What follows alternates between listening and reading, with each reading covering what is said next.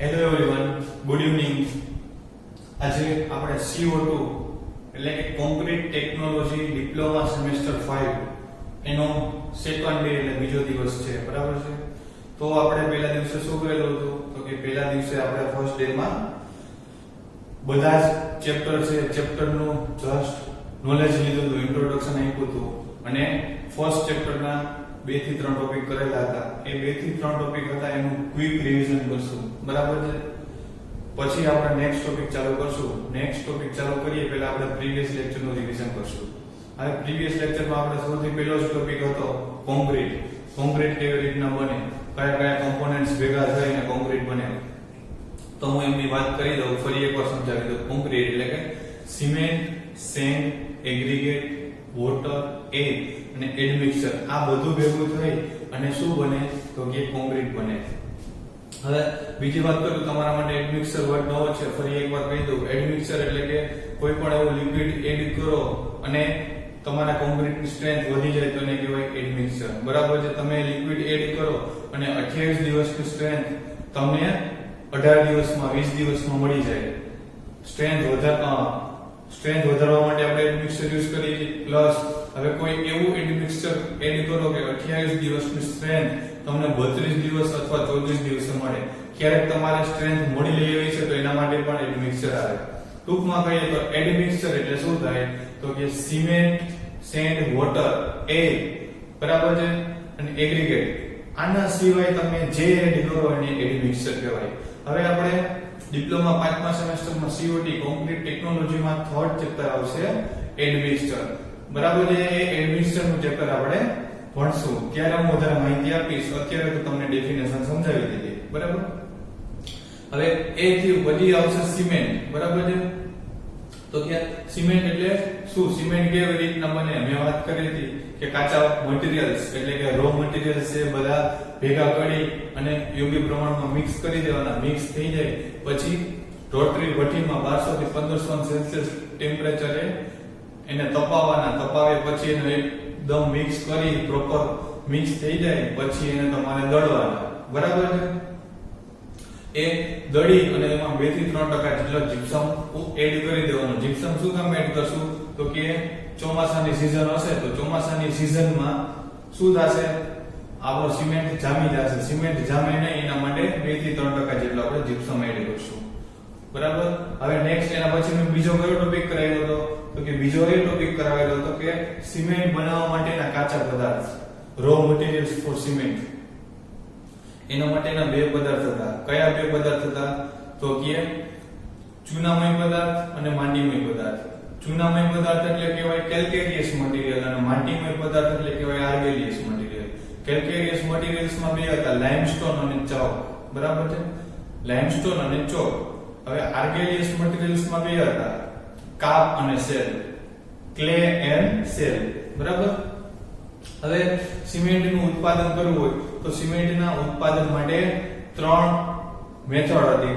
કઈ 3 મેથડ હતી, 3 પદ્ધતિ તો કે સૌથી પહેલા આપણે શું કરતા હતા તો કે વેટ પ્રોસેસ, બીજી હતી ડ્રાય પ્રોસેસ અને ત્રીજી હતી સેમી ડ્રાય પ્રોસેસ, બરાબર. 3 પ્રોસેસ હતી. નેક્સ્ટ એના સિવાય આપણે બીજું શું જોયું હતું, OPC, ordinary Portland cement. Ordinary Portland સિમેન્ટનું ઓક્સાઇડનું બંધારણ જોયું હતું. ઓક્સાઇડના બંધારણમાં શું હતું તો કે સૌથી પહેલા ચૂનો, silica, iron oxide, magnesia, sulphate અને આલ્કલીસ, બરાબર છે. આ 7 વસ્તુનું કેટલું કન્ટેન્ટ તમારે ઓર્ડિનરી પોર્ટલેન્ડ સિમેન્ટ બનાવવું હોય તો કેટલું કન્ટેન્ટ રાખવું પડે. ચૂનો છે તો 60% થી લઈને 67% જેટલો તમે રાખી શકો, બરાબર છે. એવી જ રીતના મેં તમને શીખવાડ્યું હતું સિલિકા 17 થી 25%, બરાબર. એ બધા કન્ટેન્ટ તમારે ખાસ યાદ રાખવા પડશે. એક્ઝામમાં કન્ટેન્ટ પૂછાય છે, MCQ ની એક્ઝામ લેવાય તો MCQ ની એક્ઝામમાં પણ કન્ટેન્ટ તમને પૂછી શકે. એટલે ખાસ મેં બોર્ડ ઉપર જે કન્ટેન્ટ લખેલા હતા એ કન્ટેન્ટ તમે ધ્યાનમાં લઈ અને યાદ રાખજો, બરાબર. એના પછીનો આપણો ટોપિક શું હતો, બોક્સ કમ્પાઉન્ડ, બરાબર છે. ઓર્ડિનરી પોર્ટલેન્ડ સિમેન્ટ માટે બોગના સંયોજનો. બોગના સંયોજનો 4 હતા, C3S, C2S, C3A અને C4A4, બરાબર. 4 સંયોજનો હતા. એમાં પહેલું જોઈએ તો C3S. C3S એટલે 3 એટલે ટ્રાય, C એટલે કેલ્શિયમ, અને S એટલે સિલિકેટ, ટ્રાય કેલ્શિયમ સિલિકેટ, બરાબર, એનું સંયોજન થયું. હવે કેટલું રાખશું તો કે 25% થી લઈને 50% એટલે 25 to 50% રાખી શકીએ, બરાબર ને. C3S પૂરું થયું. પછી C2S, C2S નું કેટલું કન્ટેન્ટ રાખશું? પહેલા તો C2S નું ફૂલ ફોર્મ સંયોજનનું. C2S એટલે શું થાય? 2 છે, 2 એટલે ડાઈ કેલ્શિયમ સિલિકેટ, C2S, બરાબર છે. C2S નું કન્ટેન્ટ 20 to 45% એટલે કે 20% થી લઈ અને 45% સુધી તમે રાખી શકો છો. પછી C3A, ફરી 3 આવ્યું. C3A, 3 એટલે શું થાય? ટ્રાય. C એટલે કેલ્શિયમ અને A એટલે એલ્યુમિનેટ, ટ્રાય કેલ્શિયમ એલ્યુમિનેટ, બરાબર છે. એનું કન્ટેન્ટ કેટલું રાખશું તો કે 8 to 12%, 8% થી લઈને 12% જેટલું. પછી નેક્સ્ટ આવશે C4A4, C4A4 એટલે કે ટ્રાય 4 આવ્યું એટલે ટેટ્રા. પછી શું આવ્યું? C4A4, C4A4 એટલે કે ટેટ્રા કેલ્શિયમ એલ્યુમિનોફેરાઇડ, C4A4, બરાબર છે. એનું કન્ટેન્ટ કેટલું રાખશું? 8 to 12%, 8% થી લઈને 12% સુધી રાખી શકો છો, બરાબર. હવે સંયોજનો પૂરા થયા. એ સંયોજનોની પ્રોપર્ટીઝ, એના ગુણધર્મો જોવાના છે. શું જોવાનું છે? ગુણધર્મો જોયા હતા આપણે લાસ્ટમાં. ગુણધર્મો એટલે એની પ્રોપર્ટીઝ. એના ગુણધર્મોમાં સૌથી પહેલું C3S, ટ્રાયકેલ્શિયમ સિલિકેટ. ટ્રાયકેલ્શિયમ સિલિકેટ નું વર્ક શું છે તો કે જે પેલા 7 દિવસની સ્ટ્રેન્થ આપે છે ટ્રાયકેલ્શિયમ સિલિકેટ ના લીધે મળે છે, બરાબર છે. It is responsible four early strength, શરૂઆતની સ્ટ્રેન્થ માટે જવાબદાર છે, બરાબર છે. અને બીજું વાત કરીએ તો કોલ્ડ વેધર એટલે કે ઠંડા પ્રદેશમાં પણ અનુકૂળ છે. અને હીટ ઓફ હાઇડ્રેશન છે એ સૌથી વધારે ઉત્પન્ન કરે છે. C3S અને C3A આ બે સંયોજનો એવા છે કે હીટ ઓફ હાઇડ્રેશન સૌથી વધારે ઉત્પન્ન કરે છે. C2S સંયોજન એવું છે કે હીટ ઓફ હાઇડ્રેશન સૌથી ઓછી ઉત્પન્ન કરે છે. C3S પૂરું થયું એટલે C2S, ડાઇકેલ્શિયમ સિલિકેટ. હવે શું આવ્યું? ડાઇકેલ્શિયમ સિલિકેટ, બરાબર છે.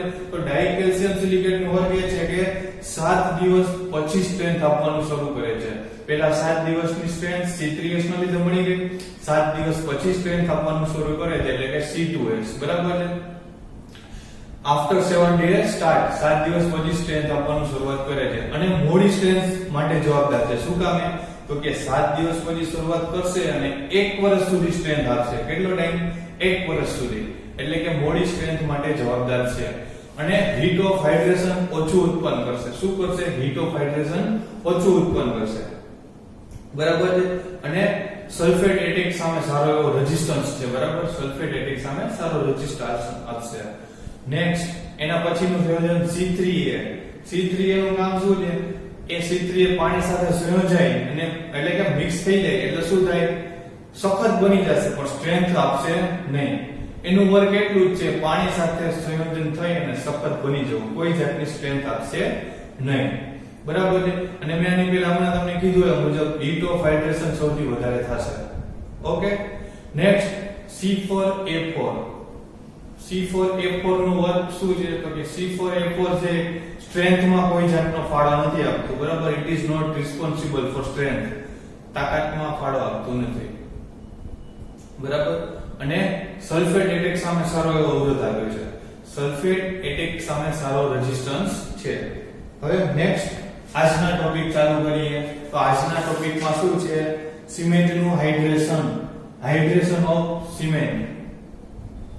સિમેન્ટ અને પાણી બંનેને એક સાથે મિક્સ કરો એટલે સિમેન્ટમાં જે રાસાયણિક ઘટકો હશે એ રાસાયણિક ઘટકો પાણી સાથે સંયોજાશે, બરાબર છે. સિમેન્ટ અને પાણીનું એકબીજા સાથે મિશ્રણ કરો એટલે શું થાય છે? સિમેન્ટના ઘટકો છે, રાસાયણિક ઘટકો એ પાણી સાથે સંયોજન થઈ જાય છે, બરાબર છે. એને શું કહેશું? હાઇડ્રેશન ઓફ સિમેન્ટ, બરાબર છે. હાઇડ્રેશન ઓફ સિમેન્ટ, બરાબર. તો સિમેન્ટના બે ઘટકો હશે. હાઇડ્રેશન ઓફ સિમેન્ટમાં બે ઘટકો હશે. સિમેન્ટના બે ઘટકો એલ્યુમિનેટ અને બીજું શું આવશે? સિલિકેટ. સિમેન્ટના બે ઘટકો એલ્યુમિનેટ અને એલ્યુમિનેટ આવશે અને સિલિકેટ. હવે સિલિકેટ અને એલ્યુમિનેટ ઈ પાણી સાથે સંયોજન થશે એટલે એનું શું બનશે? હાઇડ્રોસિલિકેટ અને હાઇડ્રોએલ્યુમિનેટ. હવે તમે પાણી પાણી છે તો પાણી માટે તમે હાઇડ્રો વર્ડ વાપરો. સિમેન્ટના સિલિકેટ અને એલ્યુમિનેટ પાણી સાથે સંયોજન થાય. પાણી એટલે હાઇડ્રો.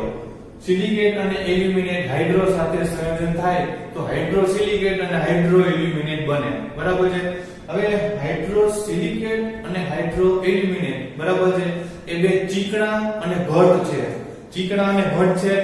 હવે આપણે આઈસ્ક્રીમ નો કપ હોય એ ફ્રીજ ની તમે બહાર કાઢો એટલે શું થઈ જાય? ઓગળી જાય. એટલે કેવું બને? ઘટ એવું બને છે જે ચીકણા અને ઘટ હોય છે. હવે એનું કામ શું છે? તો કે કોન્ક્રીટ ની અંદર જે પોલાણો રહી ગયા હોય ને પોલાણો ભરવાનું કામ કરે છે અને કોન્ક્રીટ માં જે બોન્ડ હોય બોન્ડ ની મજબૂતી આપવાનું કામ પણ કરે છે. બરાબર છે. આ તો આપણું હાઇડ્રેશન ઓફ સિમેન્ટ. ફરી એકવાર રિવિઝન કરી દો. Hydration of cement. સિમેન્ટ અને પાણીનું એકબીજા સાથે સંયોજન થાય એટલે સિમેન્ટની અંદર જે રાસાયણિક ઘટકો હોય એ રાસાયણિક ઘટકોનું પાણી સાથે સંયોજન થાય છે એને કહેવાય hydration of cement. Hydration of cement એટલે કે સિમેન્ટનું હાઇડ્રેશન ગુજરાતીમાં. બરાબર છે. આ સિમેન્ટની અંદર બે કોમ્પોનેન્ટ્સ હોય સિલિકેટ અને એલ્યુમિનેટ. સિલિકેટ અને એલ્યુમિનેટ પાણીના સંપર્કમાં આવે એટલે શું થાય? હાઇડ્રોસિલિકેટ અને હાઇડ્રો એલ્યુમિનેટ બને છે. પાણી એટલે હાઇડ્રો યાદ રાખવું એટલે તમને પાછળ વર્ડ યાદ આવી જાય. શું બને? તો કે હાઇડ્રોસિલિકેટ અને હાઇડ્રો એલ્યુમિનેટ બને. હાઇડ્રોસિલિકેટ અને હાઇડ્રો એલ્યુમિનેટ ચીકણા અને ઘટ હોય છે. બરાબર છે. ચીકણા અને ઘટ હોય છે એનું વર્ક શું છે? જેલ જેવા હોય. તો કે કપચી અને રેતી એ બંને વચ્ચેના પોલાણો ભરી અને મજબૂત બોન્ડ આપવાનું કામ કરે છે. આ તો આપણું હાઇડ્રેશન ઓફ સિમેન્ટ. હવે હાઇડ્રેશન માટેની રિક્વાયરમેન્ટ્સ કે હાઇડ્રેશન માટે કેટલું પાણી જોઈએ? બરાબર છે. હાઇડ્રેશન માટે પાણીની રિક્વાયરમેન્ટ કેટલા % પાણી જોઈએ એ તમારી બુકમાં નીચે ટોપિક આપેલો છે. હવે હાઇડ્રેશન માટે C3S ને 24% પાણી જોઈએ અને C2S ને 21% જેટલું પાણી જોઈએ. આપણે 4 સંયોજનો ભણ્યા ને બોગના સંયોજનો ભણ્યા એમાં C3S લઈ તો એને 24% પાણી જોઈએ અને C2S ને 21% પાણી જોઈએ. બરાબર છે. તો 24% અને 21% બેનો સરવાળો કરીને ડિવાઇડ બાય 2 કરો તો એવરેજ 23% વોટર જોઈએ. બરાબર છે. કેટલું જરૂરી પાણી છે? તો 23. બરાબર છે. 24 + 21 24 + 21 ડિવાઇડ બાય 2. બરાબર છે. એટલે 23 જેવો આન્સર આવશે. 23% પાણી જોઈએ. ઓકે. આ પાણીને શું કહેશું આપણે? બાઉન્ડ વોટર કહેવાય. 23% પાણી આપણે જોઈએ છે. રાસાયણિક પ્રક્રિયા માટે 23% વોટર રિક્વાયરમેન્ટ છે. હવે બીજું જેલ વોટર. 15% પાણી જેલ વોટરમાં રહેલું હોય. કેટલું પાણી? 15% પાણી જેલ વોટર. જેલ વોટરમાં એટલે મેં તમને હમણાં વાત કરી કે સિમેન્ટ અને પાણી મિક્સ કરી અને જે જેલ બને એ જેલની અંદર કેટલું પાણી હોય? તો કે 15%. બરાબર છે. 23% અને 15%. ટોટલ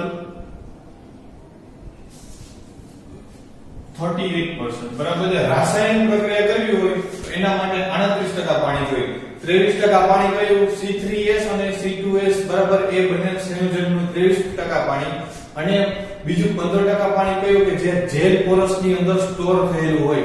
મેં તમને વાત કરી સિમેન્ટ અને પાણી મિક્સ કરી એ જેલ બને એ જેલ પોરસમાં 15% પાણી સ્ટોર થયેલું હોય અને 23% પાણી એ કે C3S અને C2S આ બે સંયોજનમાં હોય છે. બરાબર. આ બે સંયોજનને 23% પાણીની જરૂર પડે. 23% પાણી પણ 23% કોના? તો કે જે સિમેન્ટનું વજન છે સિમેન્ટના વજનના 23% પાણી. બરાબર. ખબર પડી? 23 + 15 38% પાણી જોઈએ સંયોજન માટે. તમારે રાસાયણિક પ્રોસેસ કરવી હોય તો એમાં 38% પાણી જોઈએ. જો 38% કરતા પાણી ઓછું હોય તો આપણું હાઇડ્રેશન ઇનકમ્પ્લીટ થાય.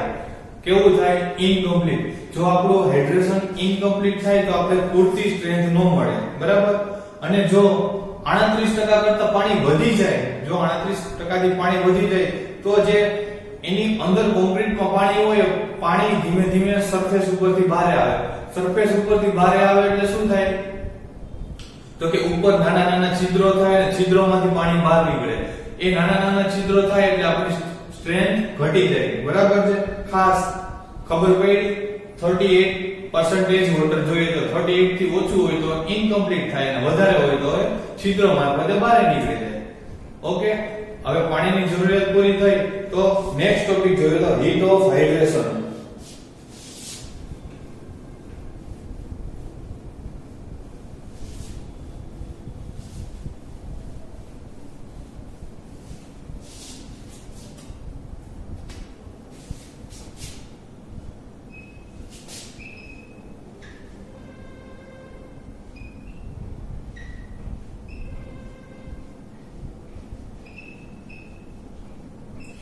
હવે next heat of hydration. Heat of hydration એટલે કે સિમેન્ટ અને પાણી વચ્ચે કેમિકલ રિએક્શન થવાથી હીટ છૂટી પડે તેને કહેવાય હીટ ઓફ હાઇડ્રેશન. સિમેન્ટની કોરો સિમેન્ટ હોય, કોરા સિમેન્ટમાં તમે પાણી નાખશો ને એટલે નાની નાની એવી તમને ક્યારેક વરાળ જોવા મળશે, એને કહેવાય હીટ ઓફ હાઇડ્રેશન. સિમેન્ટ અને પાણી વચ્ચે કેમિકલ રિએક્શન થવાથી હીટ છૂટી પડે તેને કહેશું હીટ ઓફ હાઇડ્રેશન. હવે હીટ ઓફ હાઇડ્રેશન નું ઇમ્પોર્ટન્સ કઈ જગ્યાએ છે તો કે હીટ ઓફ હાઇડ્રેશન નું ઇમ્પોર્ટન્સ માસ કોન્ક્રીટ માં છે. માસ કોન્ક્રીટ એટલે કેવું કોન્ક્રીટ કે તમે દરિયા કિનારે દરિયા કિનારો તો નહીં પણ આપણે ડેમ લઈ, આપણે જે ડેમ નું કન્સ્ટ્રક્શન કરતા હોય એ ડેમ ના કન્સ્ટ્રક્શન માં જે ડેમ ની વોલ કન્સ્ટ્રક્શન કરેલી હોય એ વોલ નું કન્સ્ટ્રક્શન જે કોન્ક્રીટ નું હોય. હવે કોન્ક્રીટ નું હોય એટલે એમાં વધારે કોન્ક્રીટ બલ્કમાં યુઝ થયું હોય તો એને કહેવાય માસ કોન્ક્રીટ. પછી તમે રિટેનિંગ વોલ કન્સ્ટ્રક્શન કરતા હોય તો રિટેનિંગ વોલ એ પણ શું છે માસ કોન્ક્રીટ, બરાબર ને. માસ કોન્ક્રીટમાં ખૂબ જ ઇમ્પોર્ટન્ટ છે. હવે વૈજ્ઞાનિકોએ એવું પણ સંશોધન કર્યું છે કે જે ડેમનું મૂળ ટેમ્પરેચર જે બહારનું ટેમ્પરેચર હોય ને ડેમનું એના કરતા જે અંદરનું ટેમ્પરેચર હોય ને 50°C વધારે હોય. તેના મૂળ ટેમ્પરેચર થી એની અંદરનું ટેમ્પરેચર 50°C જેટલું વધારે હોય છે, બરાબર છે. જો કોન્ક્રીટની અંદર તાપમાન વધી જાય ને તો એની અંદર ક્રેક જનરેટ થાય. ક્રેક જનરેટ થાય એટલે કે તિરાડ જનરેટ થાય. કોન્ક્રીટમાં શું પડે? તિરાડ પડવા માંડે છે, બરાબર છે. હવે કોના ઉપર ડિપેન્ડ હોય હીટ જનરેટ થવી? એ કોના ઉપર ડિપેન્ડ હોય? તો આપણે જે ચાર સંયોજનો ભણ્યા હતા ને, ચાર સંયોજનો પર ડિપેન્ડ હોય. મેં તમને કીધું હતું કે C3S અને C3A આ બે સંયોજનો એવા છે કે વધારે હીટ ઉત્પન્ન કરે છે, બરાબર છે. અને C2S સંયોજન એવું છે કે જે ઓછી હીટ ઉત્પન્ન કરે છે. બે સંયોજનના લીધે વધારે હીટ ઉત્પન્ન થાય છે, બરાબર છે. હવે જેટલી હીટ ઉત્પન્ન થવાની હોય ને એટલી હીટના 50% જેટલી હીટ છે ને પહેલા 3 દિવસમાં જ ઉત્પન્ન થઈ જાય. શું છે? પહેલા 50% હીટ 3 દિવસમાં જ ઉત્પન્ન થઈ જાય છે. હવે જ્યારે હાઇડ્રેશન થતું હોય ને ત્યારે હાઇડ્રેશન દરમિયાન તમે 1 ગ્રામ સિમેન્ટ લ્યો ને તો 1 ગ્રામ સિમેન્ટમાંથી 120 કેલરી ગ્રામ જેટલી હીટ ઉત્પન્ન થાય છે. કેટલી? 120 કેલરી ગ્રામ જેટલી હીટ ઉત્પન્ન થાય. કેમાંથી? તો કે 1 ગ્રામ સિમેન્ટમાંથી, બરાબર છે. આ હતું આપણું હીટ ઓફ હાઇડ્રેશન. નેક્સ્ટ આપણે રિવિઝન કરશું જ, પણ અત્યારે એકવાર જસ્ટ કહી દઉં, રિવિઝનમાં પણ ફરીવાર હું કહીશ. હવે એક તફાવત જોવાનો છે સેટિંગ ટાઈમ ઓફ સિમેન્ટ અને hardening of cement.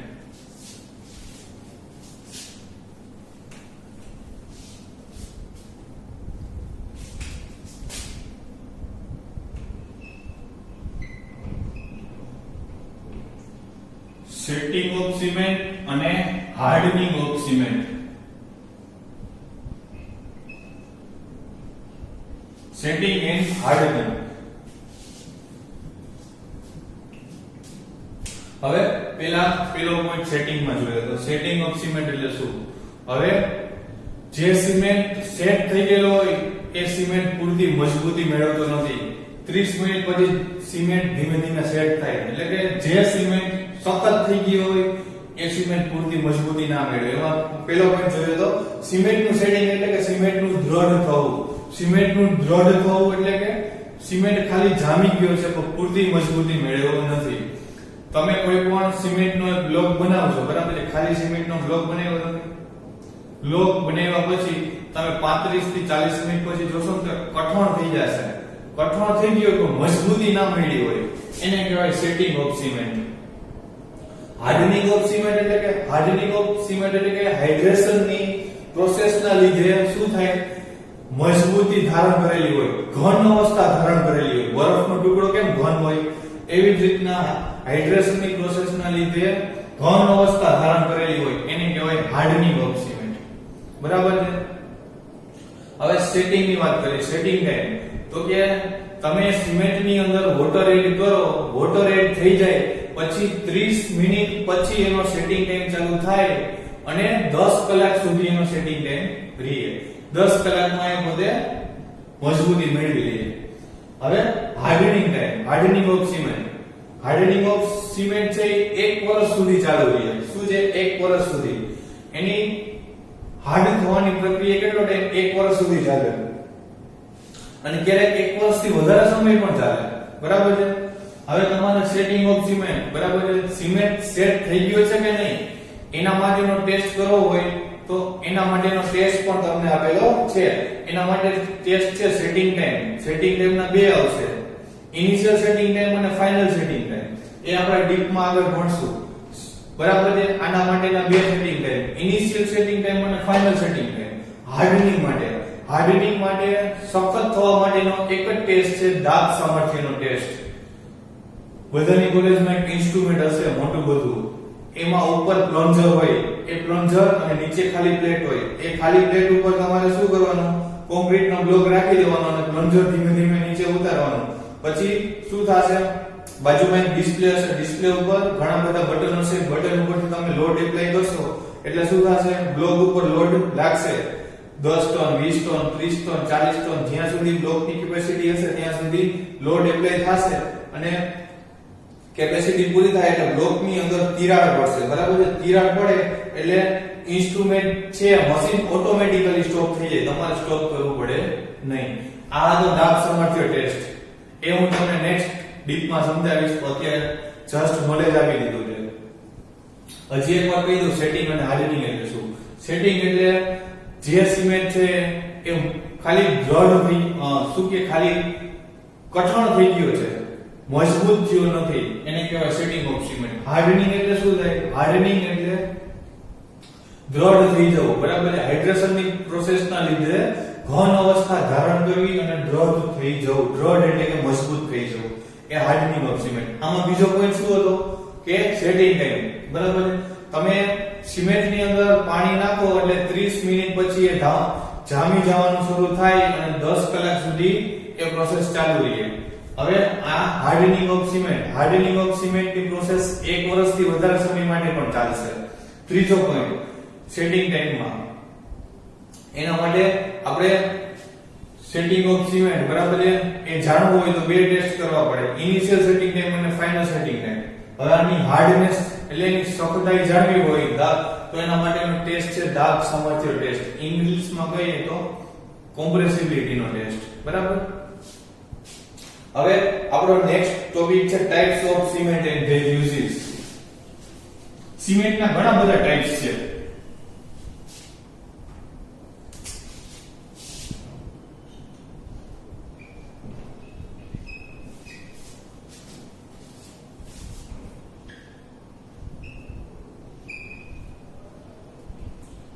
Types of cement, સિમેન્ટના પ્રકાર.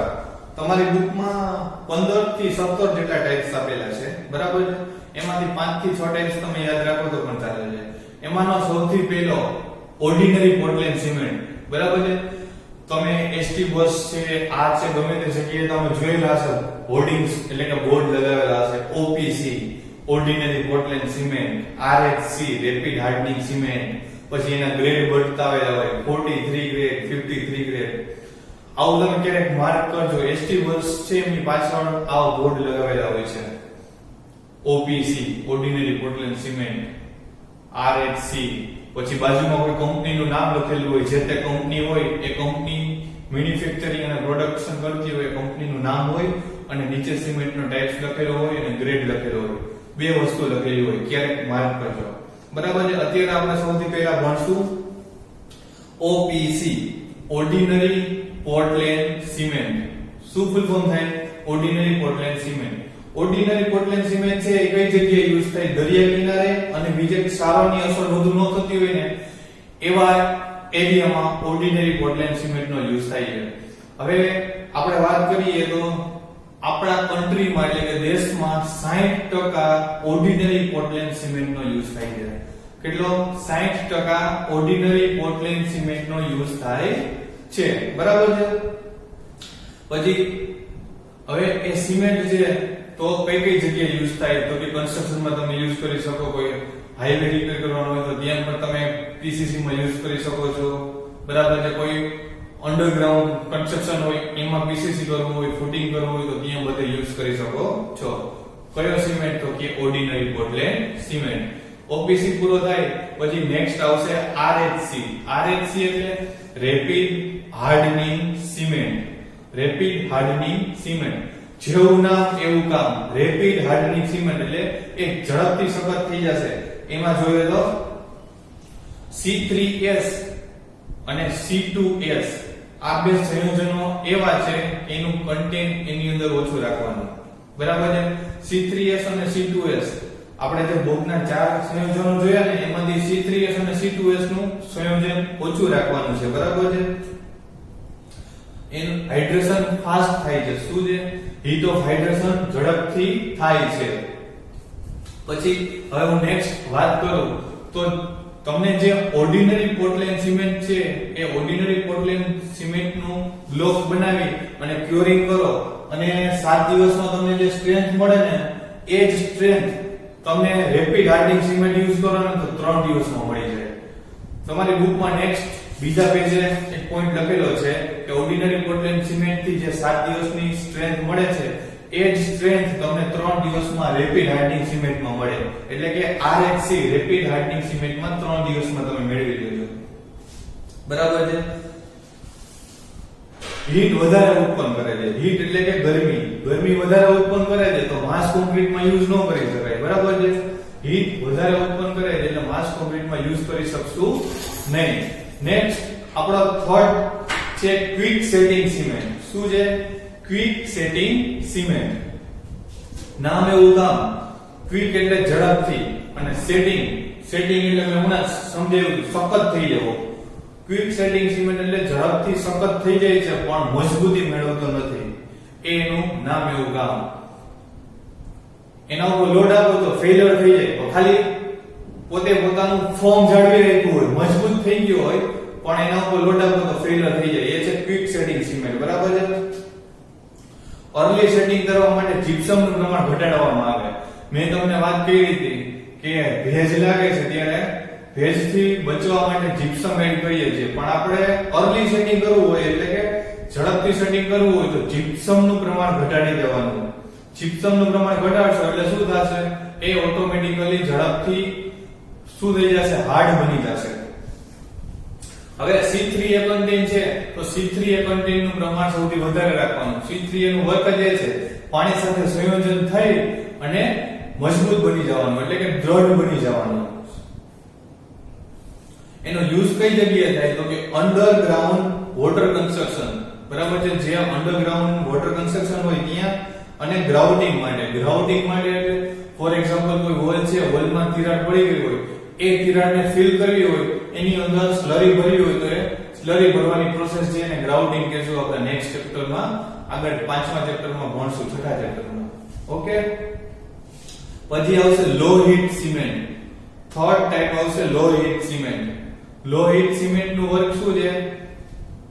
હીટ છે એ ઓછી ઉત્પન્ન કરશે. હીટ ઓછી ઉત્પન્ન કરશે તો કઈ જગ્યાએ યુઝ થશે? માસ કોન્ક્રીટમાં.